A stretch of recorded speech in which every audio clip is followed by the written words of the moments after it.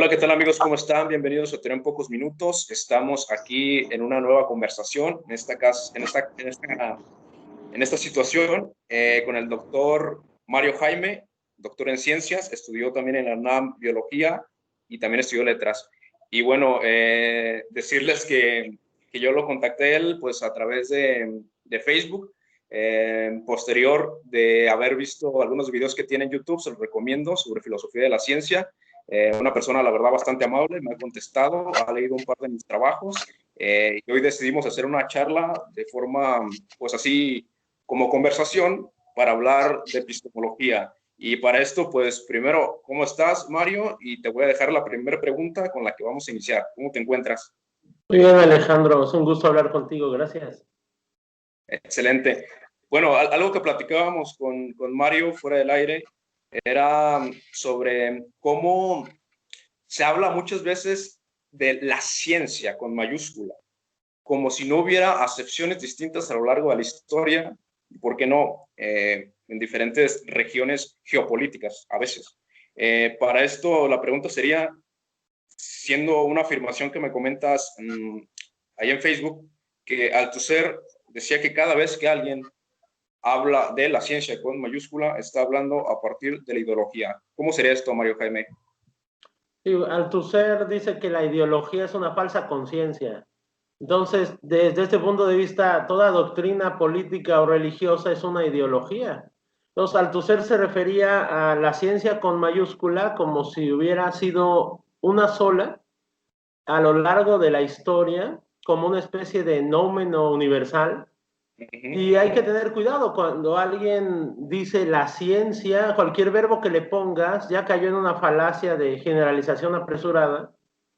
Y Althusser se refiere a que te están hablando desde una ideología política, no es un discurso científico. Cuando alguien esgrime el argumento de que la ciencia y cualquier verbo que le pongas, ¿no? A eso se refería Althusser. Claro, por supuesto. Sí, sí, de hecho, creo que uno de los principales problemas actuales dentro del marco de la comunidad científica sería el cientificismo, ¿no? El hecho de que hayan aprendido con H un método, lo hayan apropiado como un paradigma para el conocer formal, y que de pronto todo lo que no siga esa metodología pues es absolutamente inválido, ¿no? Que de hecho Popper, cuando hace esta distinción, la demarcación que conocerás muy bien entre pseudociencia y ciencia, él lo dice constantemente. Dice que no hay que exagerar esta demarcación, es simplemente para separar los estudios metafísicos de los estudios científicos, ¿no?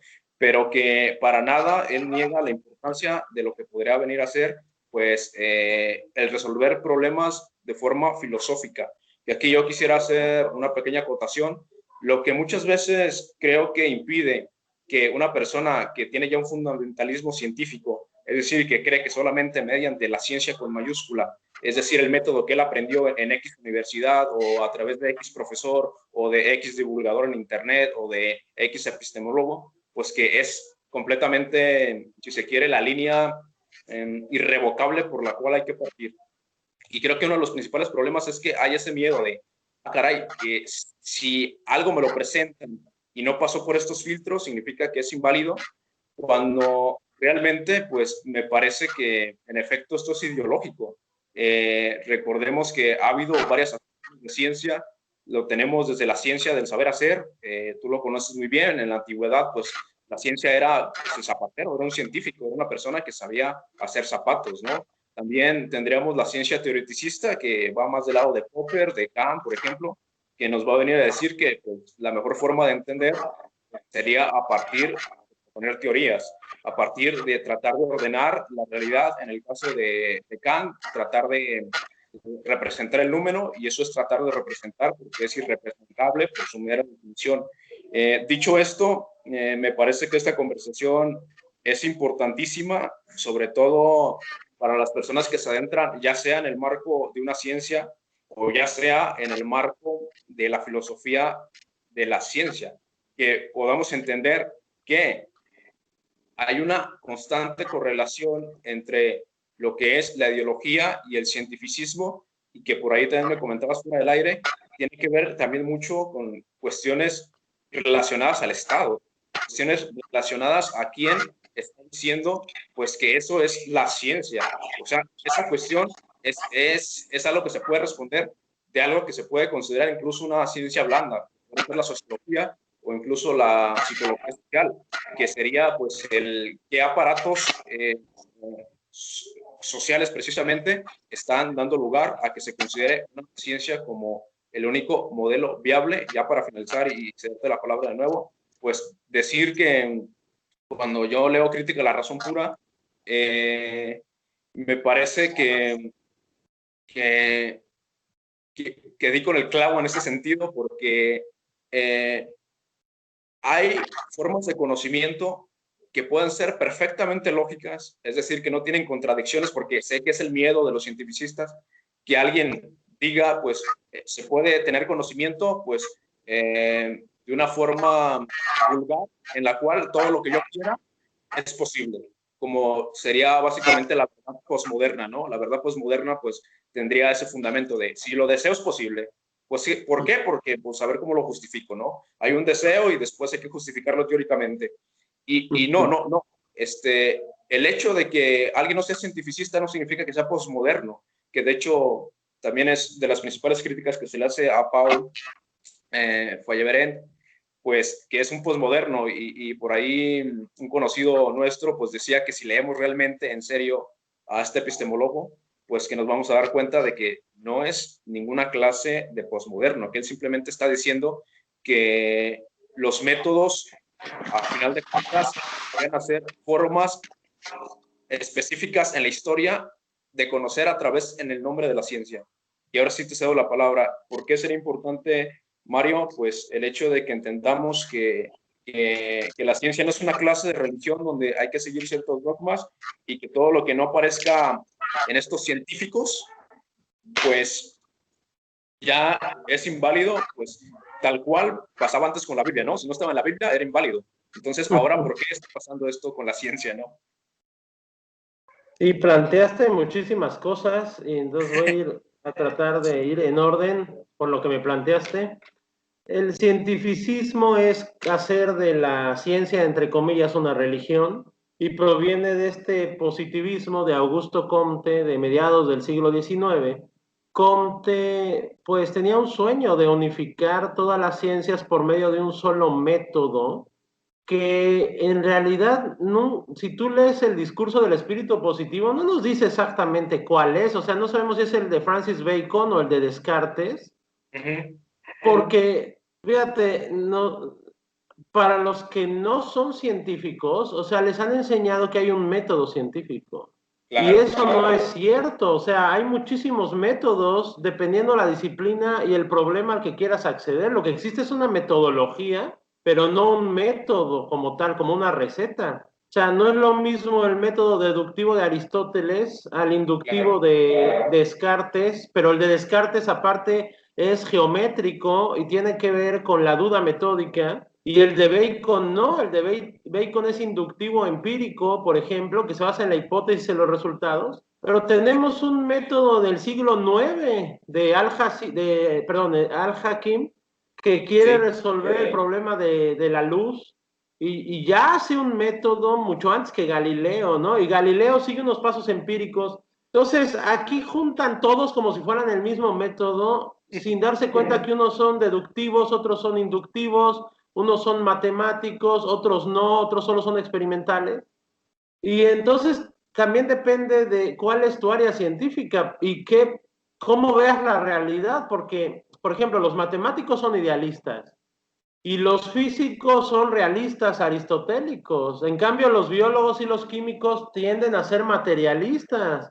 Entonces, no es lo mismo si yo quiero estudiar el corazón de una rana, a si yo quiero estudiar la entropía de un agujero negro. Las metodologías no tienen nada que ver. O sea, no hay un método científico. O, por ejemplo, tú que eres psicólogo, pues la psique humana implica un montón de características que van desde la etología, el comportamiento, hasta la propia ética del humano, o sea, ya se vuelve hasta filosófico, y no puedes tener métodos como que alguien que quiere estudiar electrones, y las dos cosas son ciencias. Entonces el positivismo es totalmente absurdo. El propio Comte desarrolló la sociología, que es una ciencia muy rara, ¿no? Porque ¿qué es la sociedad? O sea, es algo muy raro, es un nómeno ahí extraño. Entonces, normalmente los cientificistas, pues son los que no son científicos. Pero hay científicos, sobre todo cuando les dan su título de doctorado, algo les pasa y se vuelven He-Man y sacan la espada del augurio, y muchos se vuelven cientificistas, ¿no? O sea, como si tuvieran la verdad absoluta, y han perdido el piso de que las teorías son modelos de la realidad, no son la realidad, ¿no? Y nos volvemos de alguna manera psicóticos, considerando que el psicótico es aquel que confunde la ficción con la realidad. Entonces, tenemos que ver que la ciencia con minúscula es una actividad operatoria muy rigurosa, que si se sale de esos parámetros, pues se vuelve filosófica y está muy bien, pero tenemos que hablar de filosofía, no de ciencia como tal, hablar hablar de la ciencia desde un punto de vista filosófico, pero siempre meta matemático, metafísico, metabiológico, metapsicológico, etcétera, que es difícil, pero es necesario, ¿no? Y luego me planteaste sobre la crítica de la razón pura de Kant. Pienso que es un filósofo que, nos guste o no, es necesario. Él es el parteaguas de la modernidad, es el parteaguas de la ilustración, porque es el que separa la metafísica de lo que van a ser las ciencias modernas. O sea, le pone un límite. A partir de Kant ya no podemos hablar de la teología como ciencia, ya no podemos hablar de la armonía como ciencia o de la teodicea como ciencia. Y él es muy claro, ¿no? O sea, no podemos encontrar la cosa en sí por medio de la razón, no podemos encontrar una verdad esencial por medio de la razón. Y si queremos, bueno, si tenemos la pretensión de que nuestras ciencias sean racionales, están muy limitadas para encontrar verdades. Solo nos queda describir realidades fenoménicas o fenomenológicas. Pero pienso que eso está excelente, ¿no? O sea, y el que no esté de acuerdo, pues que demuestre que la razón puede encontrar verdades y que venza a Kant.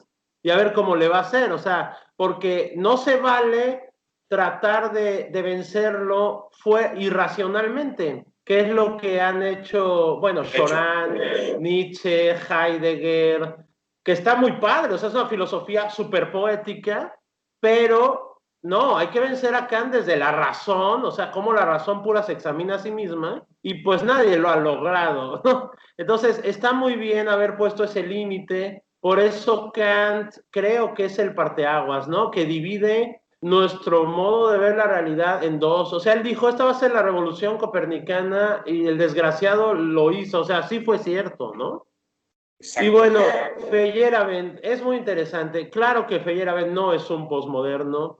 Feyerabend sabía muy bien qué decía. Él estudió física en el Instituto Max Planck. O sea, no era un filósofo científico diletante. Él conocía muy bien la mecánica cuántica. Sí, renunció a eso porque le aburría. Es un tipo muy divertido. Se dedicó a ser tenor y filósofo y era un desmadre. Pero Feyerabend es muy lúcido, o sea, en realidad es uno de los mejores historiadores sobre las ciencias que hay, o sea, en su tratado contra el método nos dice cómo Galileo fue totalmente irracional para su época. O sea, Galileo nos parece racional en la nuestra porque estamos 400 años después, pero en su época el que los cardenales no quisieran ver por el telescopio era totalmente racional porque ellos estaban siguiendo a Aristóteles, o sea, el telescopio estaba tergiversando la realidad. Sí, Galileo, o sea, Galileo era el que estaba loco, entre comillas, en su época. Pero justamente por estar loco, ese es el que trastoca un nuevo tipo de ver la realidad. O sea, Galileo cuchareó, ¿no? Modificó sus esquemas sobre la Luna, modificó sus esquemas sobre los satélites de Júpiter, cuando hizo los experimentos de caída libre, pues no le salieron, ¿no? Le salieron igual que Aristóteles, se burlaron de él y dijo, no, pero no importa, o sea, esto es cierto aunque no me salga. Algo que después, 400 años después, repiten el experimento en la Luna, los astronautas, dicen, ya ven, Galileo 1, Aristóteles 0, pero fue 400 años después. O sea, en su época, Galileo le pasó lo que a Hubble, que Hubble no pudo explicar por qué le salían velocidades negativas, y sin embargo hizo su ley, le valió gorro, y hasta los 90 descubrieron con el telescopio Hubble que tenía razón. O sea, estaban locos en su época, y eso es lo que nos dice Feyerabend. O sea, el todo vale de Feyerabend no significa que toda epistemología esté al mismo nivel, sino que el científico va a tratar de hacer todo lo que esté a su alcance para encontrar nuevas teorías y experimentar lo que sea. No va a seguir un método. Entonces yo creo que a Feyerabend o lo malinterpretan o no lo ven bien, porque no lo leen bien, pues. Feyerabend es el máximo enemigo del cientificismo. Y me acuerdo que en los 70 salieron artículos en Science tachando a Feyerabend como el peor enemigo de la ciencia. Lo hicieron dos físicos. Sin embargo, creo que es al revés. Feyerabend es el mejor amigo de los científicos, ¿no? Completamente. Sí, sí, esto que mencionas me da pauta para decir lo siguiente. Me parece que la actitud del científico, al menos desde mi perspectiva, a mi juicio, debería ser tratar de llegar al objetivo. Y digo tratar porque, como bien mencionas, y yo también de alguna otra forma circunscribo, pues es que son representaciones, las teorías son representaciones, mas no son la realidad misma. Sin embargo, me parece que donde el científico no se atreve a abordar su propia actitud científica de buscar algo objetivo es hacia la propia ciencia, ¿no? Es retrotraer esta actitud de sorpréndeme realidad a través de qué es la ciencia. Y me parece que esa es la pregunta que sí se hacen los epistemólogos. Como bien mencionas, una cosa es amar la ciencia por lo que es, me parece, o por lo que subjetivamente, a partir de lo que Kant llamaría categorías a priori del entendimiento y las posibilidades humanas, concebimos que es la ciencia. Y otra cosa es darle un atributo que no está demostrado, contrario a lo que supuestamente defiende el científico, que es la demostración. Pero entonces yo hago esta pregunta así de forma muy puntual cuando alguien comienza a decirme es que todo está escrito en caracteres matemáticos y bueno, esta parte en la que el positivismo dice que hacemos de alguna u otra forma una copia de lo que es el mundo, ¿no? A partir del lenguaje. Esto viene del Círculo de Viena, después vamos a encontrarnos a un Wittgenstein que se va a cuestionar eso, que va a decir, a ver, vamos a preguntarnos por el lenguaje, porque le estamos dando demasiado peso a que nuestro lenguaje realmente representa pues lo que es la realidad. Y lo que nos encontramos ya en un segundo Wittgenstein, pues es haciendo una filosofía del habla, de la lengua, en la cual se va a dar cuenta que incluso cuando uno dice estoy triste, lo único que podemos conocer es esa proposición, pero realmente no sabemos cómo se siente la tristeza del otro. No sabemos realmente si está triste o si nos está mintiendo. Alguien dirá, pero es que tiene las expresiones. Pero bueno, ¿y cómo sabemos que su tristeza se siente como nuestra tristeza, no? Esto es toda una cuestión compleja respecto a lo que es la comunicación humana, que la ciencia es comunicación, la ciencia tiene que ver con un lenguaje al cual los demás acceden, pues para tener conocimiento. Y dicho esto, pues creo que es indemostrable, así lo digo, esta sí es una afirmación, me parece, que todo cuanto existe se puede demostrar a partir de un solo método, que podrá ser la ciencia empírica positiva. Es indemostrable. ¿Por qué? Porque al decir todo, pues tendríamos que conocer qué es todo, ¿no? Y hay que tener en cuenta, estamos quedando en un absoluto que no conocemos. Eso es muy religioso, decir todo. Y hay que tener en cuenta, y aquí me corrige si estoy mal, Mario, es la percepción que tengo de acuerdo a mis estudios, que incluso en astrofísica, pues se supone que tenemos un límite, un radio de conocimiento. O sea, lo que a nivel de tecnología y humano alcanzamos a conocer como lo que es el universo, ¿no? Pero no significa que sea el borde, es el borde de nuestro alcance. Entonces, algo que se plantean varios filósofos, me parece que uno de ellos es Gustavo Bueno, creo, porque esto lo parafrasea un seguidor de él, no sé si lo está haciendo fielmente, Carlos pero Madrid, ¿no? sí, él dice sobre, y cómo sabemos si la realidad es atributiva o distributiva, ¿no? ¿Cómo sabemos que nuestra deducción alcanza a comprender lo que podrían ser las leyes más allá de nuestro alcance, diría yo,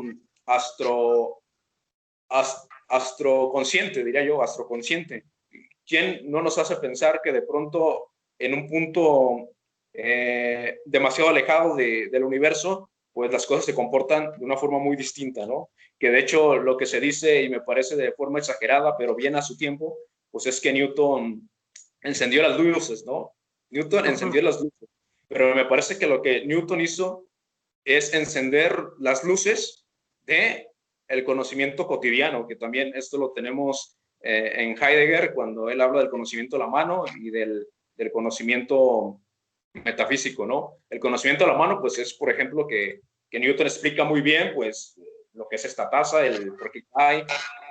Eso está muy bien explicado, ya después la mecánica cuántica sí nos meterá en bastantes problemas, pero lo que viene a hacer Newton es explicarnos de una forma, me parece, muy precisa, lo que es la realidad que se nos aparece más cotidiana, pero que sin embargo, el hecho de que nuestro campo de acción como humanos lo consideramos amplio, porque recordemos que somos un punto pálido azul en el universo, no significa que todo cuanto existe se pueda regir bajo la misma teoría. Y aquí es donde creo que ya aparecen otras formas de hacer ciencia que ya está rayando con la metafísica, o yo diría que es metafísica. De hecho, tenemos la teoría de cuerdas, que es bastante criticada, juzgada. Bueno, la teoría de cuerdas, bien sabemos que creo que son 4, corrígeme si son 5, no me acuerdo. Son 4 o 5, pero se consolida en una sola, que es la teoría M, que fue esbozada inicialmente por Edward Whitehead, ¿ok?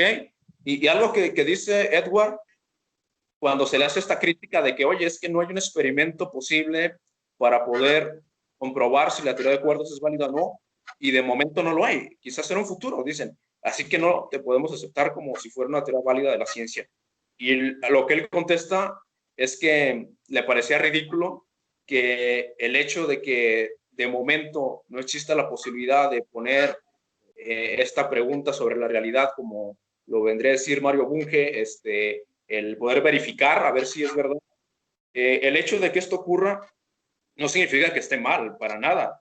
Y que de hecho, recordemos, y esto lo dice Popper, que muchas ideas metafísicas terminaron por convertirse en ciencia. Tenemos a Demócrito. Demócrito decía que la realidad estaba compuesta por átomos, y no fue hasta que hubo la tecnología necesaria para darnos cuenta que en efecto, pues al menos dentro de la teoría gobernante de momento, pues que tendríamos átomos. Después ya nos vamos a dar cuenta que el átomo no es este circulito de la representación que te ponen en la primaria, en clases, sino que es una figura amorfa en ese aspecto. Y que bueno, que recordemos ya para finalizar esta parte de Mario, y te cedo de nuevo la palabra, pues también quien hace un estudio, me parece riguroso, de esta parte del cómo conoce el ser humano, es Foucault, en las palabras y las cosas, y él para hacer cuenta es algo que tú mencionaste, que siempre en toda época hay una plataforma teórica de un paradigma. Hay un episteme, le llama episteme, que es muy parecido al paradigma de Kuhn. Hay un episteme del cual todas las cosas van a empezar pues, a sacar conclusiones, deducciones, sacar teorías, pero está esa plataforma. Y no es hasta que la realidad se ve, ahora sí que en aprietos, en que el paradigma pues ya dejó, y hay que sufrirlo, pues seríamos algo de licencias políticas. En la Edad Media, pues el paradigma absoluto era Dios, y por eso tú mencionas muy bien cómo pues, el pensar en un espinosismo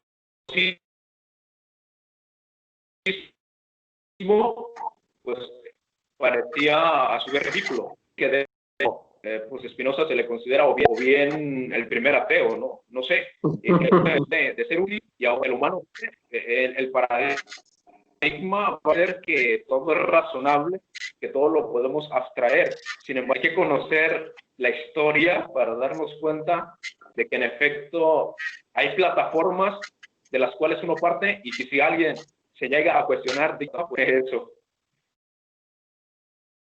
Sí, ¿me escuchas bien? ¿Me escuchas bien, Alejandro? Yo te Sí, te escucho escucho. muy, y te veo con dificultades. Claro, me lo escuchas. Te escucho algo. Bueno, me gustó una... Permítame, déjame ver. Ok, A ver. ya, te escucho bien, pero te veo mal, como que se traba Sí, tu sí, video, no sé. continúa. Creo que es un. Ok, listo. Bueno, si tú sí Creo que me ves está fallando bien. un poquitito el internet. Si gustas, continúa y Ok, ahorita se perfecto. compone. Bueno, dijiste un término muy bonito que dijiste Sí. astroconsciente. Qué bonito, astroconsciente. ¿Es un neologismo tuyo, astroconsciente? Ujú. Bueno, si es un neologismo tuyo, haz un ensayo sobre qué significa, porque está muy bonito ese Creo que término, que sí. somos astroconscientes, ¿no? Me gustó mucho esa palabra que dijiste, porque es cierto, ¿no? Claro que nuestro límite de la realidad también es nuestro límite tecnológico.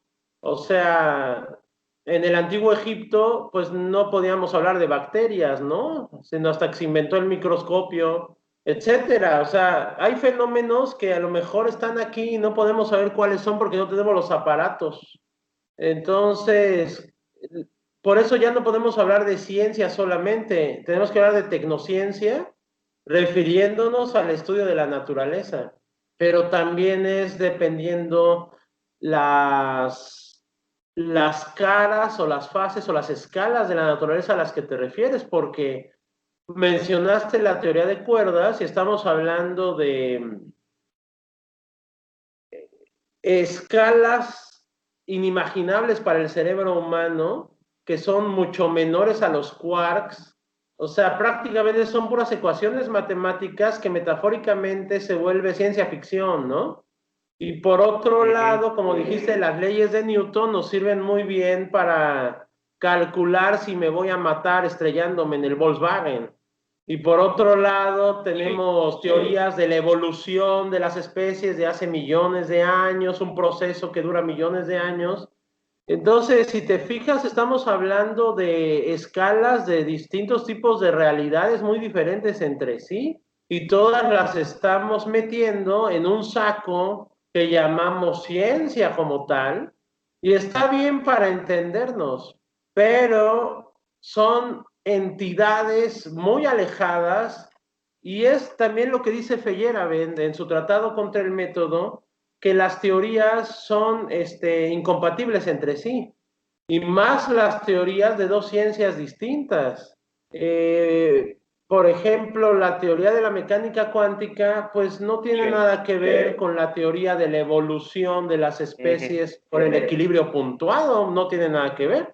Y sin embargo, a las dos cosas pues son teorías y modelos de la realidad y las metemos en el mismo saco. Pero tocaste un punto que yo creo que es clave en la historia de la filosofía y es el que nos va justo a volver dementes y yo creo que nunca lo vamos a resolver, que es el punto que dijiste de Wittgenstein, de que no hay problemas filosóficos, solo hay problemas de lenguaje. Y es lo mismo que planteaba Platón en su diálogo del Cratilo, ¿no? Si la palabra refiere a lo que la cosa es, o no, es un nombre que puede cambiar, ¿no? Como el Ujú. nominalismo que planteaba Guillermo de Ujú. Oxfam. Y estaba leyendo un poco Ujú. el Ujú. concepto de realidad de Lacan, a ti que te gusta mucho Lacan, y justo ese es el Sí. punto, ¿no? O sea, de que el problema de la palabra es un símbolo, pero ese símbolo solo simboliza otro símbolo, ¿no? Que también es lo que dice Michel Foucault en Las palabras y las cosas. que surge de una Sí, idea sí. de Demócrito que dice, las palabras son la sombra de las cosas, pero es que hay un problema, nos comunicamos con palabras, entonces nosotros terminamos simbolizándolo todo y entonces todo nuestro conocimiento resulta ser indirecto, ¿no? Y esto lo planteó Genófanes también cuando dice que las hipótesis, o sea, las conjeturas, solo podrían verificarse de modo indirecto.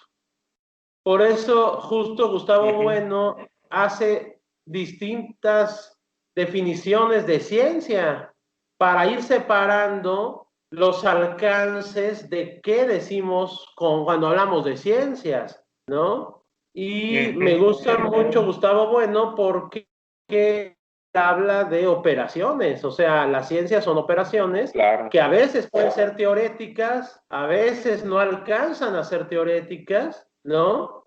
Pero Sí. siempre son operaciones artificiales. Y así evitamos el cientificismo, ¿no? Sí. Adelante, Alejandro. Completamente. De hecho, sí, uno de los cosas que, bueno, al cual me he propuesto leer de ensayos materialistas. Es complejo también. Algo que mencionas que me parece es que las palabras se refieren a otras palabras y esto es una de las tesis principales en Lacan, que es que el significado como palabra, aunque también esta lapicera es un significante. Bueno, el significante tiene un significado en el significante. Si nos vamos a un diccionario, pensamos que es una taza y vamos a buscar que refieren a esta taza. Pero al final, nosotros en el mundo del lenguaje propone, bueno, no sé si exactamente toda como un, y según Derrida lo que podemos hacer cualquier cosa sería jalar y sacar una teoría, pues pero estas palabras que van dándole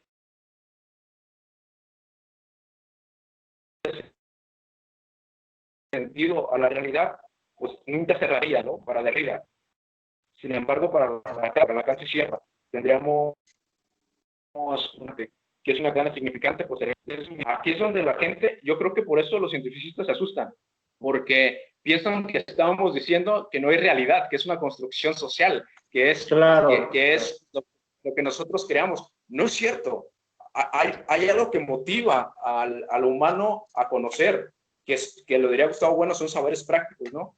Entonces hay algo que motiva al ser humano a conocer. Y esa motivación es la realidad, pero hablar en nombre de la realidad es el problema que estamos planteando, que no hay la capacidad por condiciones humanas de poder hablar en nombre de la realidad, sino que sí hay, podríamos verlo en términos de Kant, un número o en términos de Lacan, un objeto A que nos genera el deseo de explicarlo, y en ese deseo de querer explicar, pues tenemos teorías científicas. En ese deseo de querer explicar, pues tenemos filosofía. En ese deseo de querer explicar, pues tenemos aseveraciones, tenemos mitos, tenemos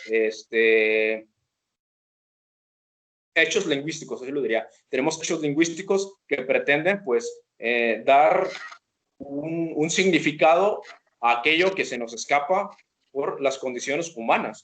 Y bueno, para hacerte de nuevo la palabra, mencionaste hace un momento algo que me parece bastante importante, sobre todo en las ciencias sociales, que pues Auguste Comte le llama física social a su sociología, pues porque pretende hacer algo similar a lo que hacía la física en ese entonces, ¿no? Que sería pues el abstraer, ver el fenómeno y abstraer las leyes que hay en él, ¿no? Sin embargo, algo que no se plantea, me parece, quien entiende las ciencias sociales de esta forma, es que no es lo mismo tratar con un objeto sin decisión propia, que podría ser esta lapicera, o una cosa, que con un ser humano. Y esto hace esta distinción Sartre cuando habla del ser para sí y del ser en sí. El ser en sí, pues es una cosa que no tiene voluntad, vaya. Y el ser para sí, claro que tiene una voluntad, tiene la capacidad de elegir, y es en su texto El ser en la nada cuando explica esto, ¿no? Que al final de cuentas estamos condenados a ser libres, porque por más que queramos creer que no, seguimos siendo libres, incluso cuando alguien es sumiso, ha decidido ser sumiso de alguna otra forma, lo cual no significa que esté negando las condiciones materiales que pueden propiciar esa actividad de ser sumiso, pero incluso alguien que quiere representarle la verdad al presidente XY como la verdad auténtica de cómo lidiar con un país, pues lo que tenemos es alguien que a través de su libertad ha cedido pues sus otras capacidades de decisión, pero que fue una decisión que él tomó. Sin embargo, me parece que no se hace esta aclaración en lo que son las ciencias sociales, que no es lo mismo trabajar con una roca que trabajar con un ser humano, que, como tú bien mencionas, pues también, ¿qué es un ser humano? Desde la acepción que tengas de qué es el ser humano, pues será tu programa de investigación. Si tú crees que el ser humano es una clase de animal apenas evolucionado, una clase de, vamos a decirlo así, de un animal con lenguaje nada más, o sea que no hay una gran diferencia, pues vamos a tener programas de investigación con animales, programas de investigación donde se apliquen experimentos con animales, que si bien son bastante útiles, me parece que llegan a puntos concretos, por supuesto, pero que a final de cuentas el hecho de que no se pueda hacer una distinción entre lo que es hacer experimentos con animales y con personas, me parece peligroso para poder demarcar un conocimiento auténtico del humano, de lo que no es auténtico. Y bueno, ya con eso te cedo la palabra, que en efecto estamos atrapados en lo que son las teorías para poder abordar la realidad, y que el hecho de que uno tan solo diga una afirmación tan grande como todo es esto, me parece es contraintuitivo a la propia ciencia, es contraintuitivo a lo que la ciencia, al menos como se entiende, me parece hoy de una forma muy positivista, pues vendría a ser que sería la demostración. ¿Cómo me demuestras que en efecto de aquí a unos, no sé, otros 2500 años en el futuro, cómo me demuestras que si llegamos a una tecnología superior y conocemos otro planeta que es similar a la Tierra, cómo me demuestras que exactamente las cosas funcionan igual, que exactamente? Me parece que es una deducción demasiado general. Bueno, eso. Pienso que el científico no puede demostrar algo, el científico puede describir algo desde un marco teórico muy limitado y puede tratar de explicar ese algo por medio de una teoría, pero no puede, porque para demostrar necesitaría ser un Dios eterno e infinito. Y eso va, pues simplemente no lo somos, ¿no? Somos mortales, somos contingentes, somos estúpidos y debemos, o sea, tenemos que entender que lo somos y tenemos prejuicios y estamos ciegos. O sea, nuestra conciencia debe ser un puntito, ¿no? La punta de un iceberg, como decía Freud, o sea, y como decía Cyrano de Bergerac, no eres tonto porque te das cuenta de que lo eres. O sea, el chiste es darnos cuenta de nuestras limitaciones para Sí. poder, pues, restringirnos, ¿no? Ahora, evidentemente la imaginación sobrepasa este rigor científico y las teorías se basan en una imaginación desbordante que también es apasionante y que termina por consolidar nuevas ciencias que a lo mejor en la actualidad decimos que son pseudociencias y en 100 años se considerarán ciencias, mientras que otras teorías de ahorita las vamos a abandonar y en 200 años se van a estar burlando de las tonterías que creíamos hoy. Y está muy bien, porque eso debe ser lo científico. Humilde, cambiante, estar dispuesto a abandonar paradigmas, pero no casarse con los paradigmas tampoco, nunca casarse con los paradigmas, hay una frase de Tales de Mileto que dice, retrocede a la ignorancia. Es lo mejor, hay que retroceder a la ignorancia para ver otro punto de vista, para investigar de nuevo, ponerse otros lentes y ver otra escala de la realidad.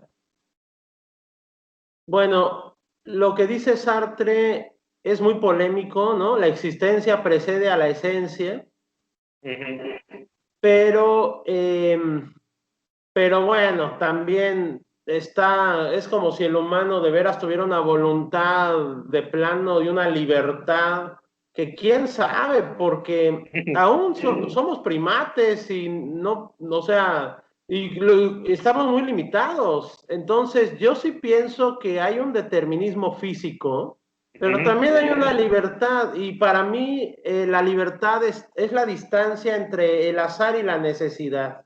Justo la necesidad que hablaba Spinoza, que nosotros llamamos naturaleza, o algunos físicos las leyes de la naturaleza, estamos sujetos a ella, lo queramos o no. Aunque yo quiera ser inmortal, pues no lo soy, mis telómeros están agotando, ¿no? Aunque yo no quiera envejecer, pues estoy envejeciendo. O sea, yo quisiera respirar a 5.000 metros de profundidad, pero no soy Aquaman, no puedo. Entonces, hay limitaciones físicas, pero también hay decisiones que podemos hacer, que es lo que llamamos libertad. Entonces, la distancia entre el azar y la necesidad es nuestra libertad, y justo ahí yo pienso que es lo difícil de tu ciencia, ¿no? De la psicología, porque por un lado debes estar muy pendiente de lo neurofisiológico, ¿no? Cómo trabajan el sistema nervioso, las partes del cerebro, o sea, hay un determinismo biológico, lo queramos o no, y por otro lado no sabemos qué es el pensamiento, un epifenómeno de la materia, ¿no? O sea, cómo surge de las neuronas o de la sinapsis. O sea, hay algo que se llama mente y hay algo que se llama cerebro, ¿no? La libertad estaría entre la mente y el cerebro. O sea, tienes un nómeno y un fenómeno, tienes una idea y una materia. Y entonces, dependiendo cómo lo abarques, si te vuelves más biologicista o te vuelves más filosófico, te puedes ir a uno y otro lado. Entonces, es súper complejo eso, súper complejo, ¿no? Pero está muy bien porque entonces te permite una infinidad de metodologías y aproximaciones. El problema es cuando un científico quiere que su teoría sea una verdad impuesta sobre otras y se empiezan a pelear, forman escuelas, y eso ya es política, que es inevitable, ¿no? Y entonces los lacanianos se pelean contra los psicoanalistas junguianos, y es un desmadre, ¿no? y es política, y todos quieren tener la verdad y ya estamos perdiendo el piso, ¿no? Sí, eso que mencionas pasa mucho en mi profesión, Mario. A diferencia de, supongo que en la biología es distinto, que en la física, que en la química, porque hay más consenso, ¿no? Pero en psicología al menos hay 5 fuerzas para atender en la clínica, ¿no? Que sería la cognitivista, la conductual, cognitivo-conductual, se me fue la palabra, el conductismo, la humanista, la transpersonal, el psicoanálisis. Y bueno, hay una constante discusión sobre, pues, cuál es la mejor, cuál es la correcta. Me parece que esta respuesta la podemos encontrar en la epistemología de Popper. Pues no es que exista una correcta o una mejor en un sentido pleno, sino que más bien hay que ponerlas a prueba, cuál de ellas resuelve la mayor cantidad de problemas, y ahora sí que pues esa sería quizás la más indicada, y diría yo para ciertos contextos. Yo también por ahí a veces hago algunos neologismos, te diste cuenta, pues para tratar de expresar mis puntos en los cuales no concuerdo con lo que plantean los demás, y en este caso yo le llamo realismo político, realismo psicológico, a lo que sería una analogía del realismo político, perdón. ¿Cómo es el realismo político? Pues sería entender las situaciones materiales, las condiciones, y entonces pues tratar de proponer una teoría que sea eficiente.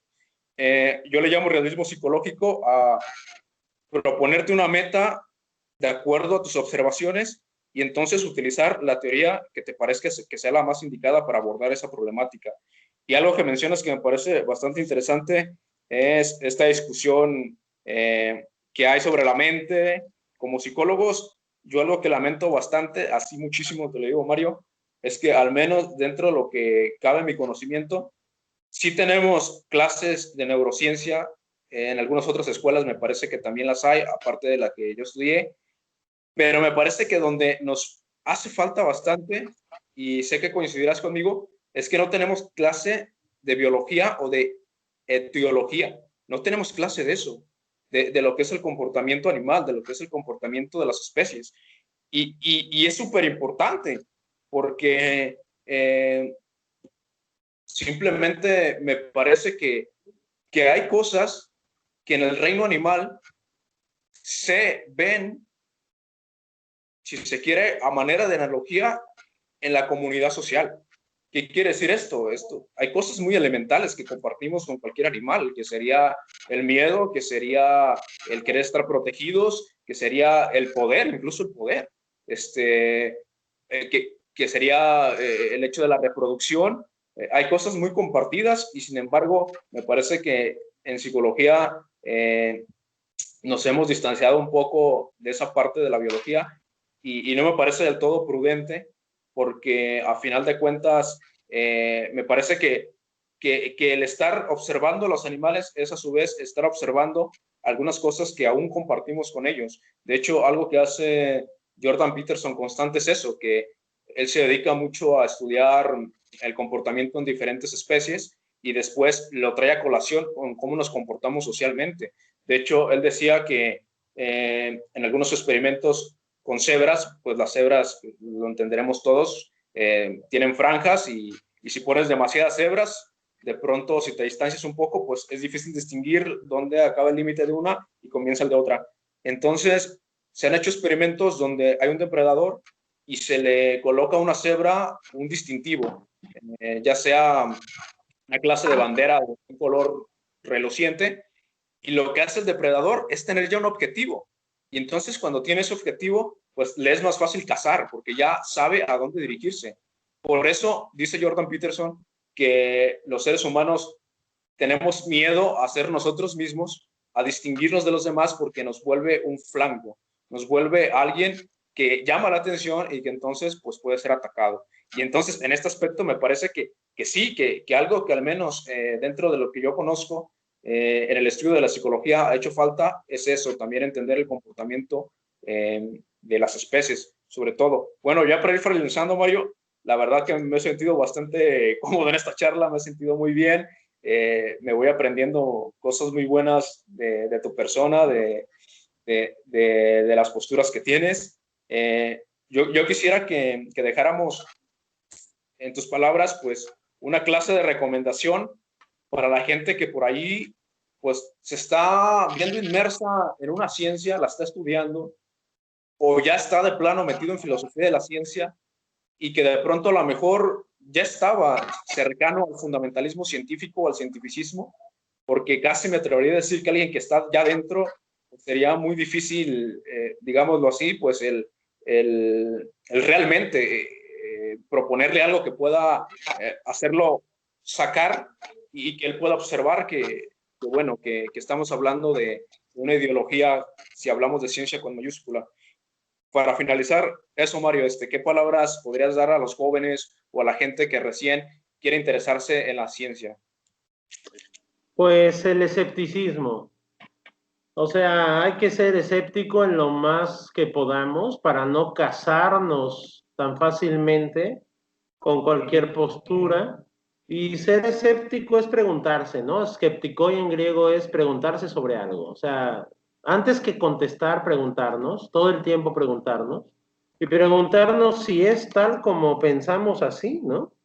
Y estar conscientes de las restricciones que tenemos, tanto teóricas como materiales, y estudiar mucha historia, saber de dónde vienen los conocimientos, porque si no sabemos de dónde vienen los conocimientos, parece que llegaron de hombres de bronce como ecuaciones así universales, y no, es un proceso que tiene que ver con la política, la historia, las condiciones incluso personales de los investigadores, sus propias religiones, sus propias creencias, sus propios prejuicios, Y también que las teorías que se aceptan hoy no se aceptan porque creemos que son verdaderas, sino porque las imponen las autoridades.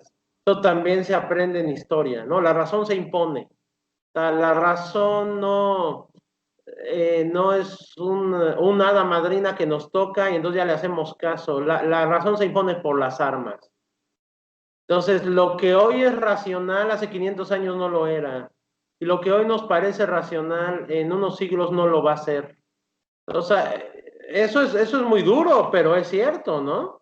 O sea, no podemos separar lo científico de lo político. Es muy triste, pero es cierto.